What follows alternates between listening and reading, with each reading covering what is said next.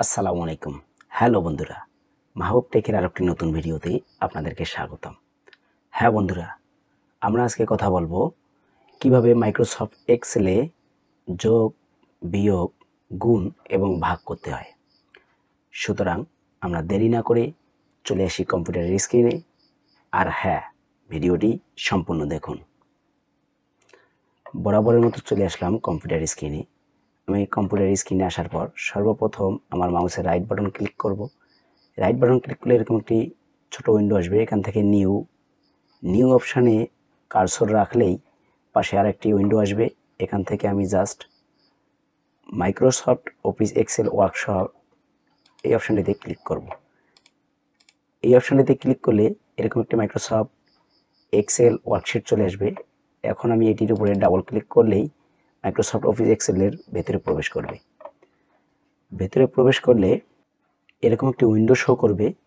এই উইন্ডোটি কিছু কলাম অর্থাৎ A B C D E F এগুলো প্রত্যেকটি এক একটি কলাম এবং নিচে সারিবদ্ধভাবে 1 2 3 4 ইত্যাদি এগুলো হচ্ছে সারি, অর্থাৎ কলাম এবং সারি আকারেই এই উইন্ডোটি আসবে, যেটি হচ্ছে মাইক্রোসফট এক্সেল।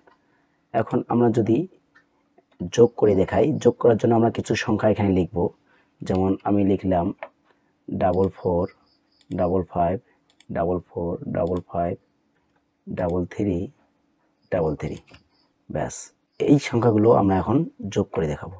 এই সংখ্যাগুলোর যোগফল বের করার জন্য আমাদেরকে কি করতে হবে, জাস্ট ওই কলামের নিচে একদম নিচে আমরা কিবোর্ড থেকে ইকুয়াল প্রেস করব। ইকুয়াল প্রেস করার পর আমরা কিবোর্ড থেকে লিখে দিব SUM সাম। এরপরে কিবোর্ড থেকে প্রেস করব ব্র্যাকেট লিখে প্রেস করার পর আমরা B2 অর্থাৎ বি কলামের 2 নম্বর সারিতে যেহেতু আমাদের প্রথম সংখ্যাটি বিদ্যমান, এটির উপরে জাস্ট এটি ক্লিক করব।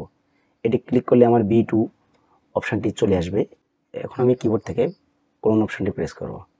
কোলন অপশানটি প্রেস করার পর আমাকে যে কাজটি করতে হবে, বি কলামের একদম নিচে অর্থাৎ সর্বশেষ যে সংখ্যাটি সেটির উপরে প্রেস করতে হবে। এটির উপর প্রেস করলে আমার এটি যেহেতু B8 অর্থাৎ বি কলামের 8 নম্বর সারিতে বিদ্যমান, তাই এই B8 চলে আসবে।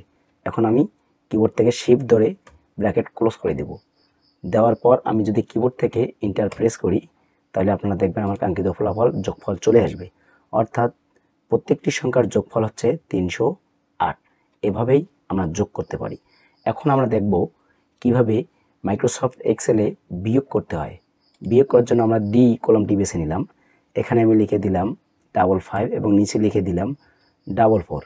এখন আমরা নিচের যে ঘরটি আছে এখানে আমরা সংখ্যা দুটির বিয়োগফল বের করব।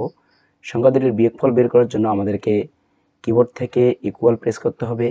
ইকুয়াল প্রেস করার পরেই আমরা প্রথম সংখ্যার ঘরটিতে একটি ক্লিক করব। ক্লিক করার পরে কিবোর্ড থেকে বিয়োগ প্রেস করে আবারও আমরা দ্বিতীয় সংখ্যাটির উপর ক্লিক করব। দ্বিতীয় সংখ্যাটির উপর ক্লিক করার পর জাস্ট কিবোর্ড থেকে এন্টার প্রেস করব। এন্টার প্রেস করলেই আমার কাঙ্ক্ষিত ফলাফল চলে আসবে। অর্থাৎ 55 থেকে 44 বিয়োগ করলে বিয়োগফল হয় 11। আমাদের 11 চলে আসছে। আরও একটি মজার ব্যাপার, সেটি হচ্ছে আমি যদি এই 44কে কেটে দিয়ে দেই এখানে 22, দেওয়ার পরে আমি যদি ফলাফলে এসে জাস্ট একটি ক্লিক করি, তারপরেও কিন্তু আমার ফলাফলটি চলে আসবে। এভাবে মাইক্রোসফট এক্সেলে আপনারা বিয়োগ করতে পারেন। এখন আমরা গুণ করে দেখব কিভাবে গুণ করতে হয়। গুণ করার জন্য আমরা এফ কলামটি বেছে নিব। এফ কলামে বেছে নেওয়ার পরে আমরা এখানে প্রেস করলাম কিবোর্ড থেকে 10 এবং নিচের ঘরটিতে প্রেস করলাম 10। এখন আমরা পরের ঘরটিতে 10 এবং 10-এর গুণফল বের করব। 10 এবং 10-এর গুণফল বের করার জন্য আবারও কিবোর্ড থেকে ইকুয়াল প্রেস করব। ইকুয়াল প্রেস করার পর আমরা জাস্ট প্রথম সংখ্যাটির ঘরটিতে একটি ক্লিক করব এবং কিবোর্ড থেকে যে গুণ চিহ্নটি আছে অর্থাৎ স্টার, এই স্টারটি প্রেস করব।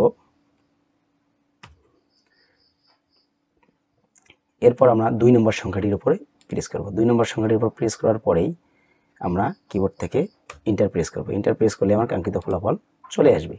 মজার বিষয় যে এখানে আমরা যদি 10 কেটে দেই, 10 কেটে দিয়ে যদি আমরা 5 দেই, 5 দেওয়ার পর জাস্ট ফলাফলের ঘরটাতে একটি ক্লিক করি, তাহলে কিন্তু আমাদের ক্রমান্বয়ে বিয়োগফলগুলো আসতেই থাকবে। এখন আমরা দেখব কিভাবে ভাগ করতে হয়। ভাগ করার জন্য আমরা এই কলামটি বেছে নেই।